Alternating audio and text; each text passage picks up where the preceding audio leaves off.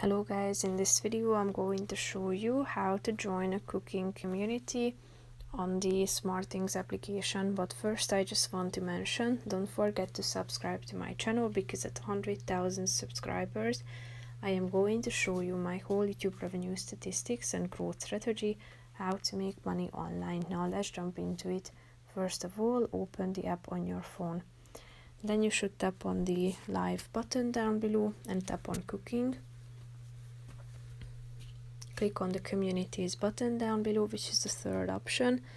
Here you have communities that you can choose from, organized into distinct categories such as featured communities that you have at the top: creators on Whisk, quick and simple, communities worldwide, healthy, cooking method, baking, diet, level up, gatherings, and so on.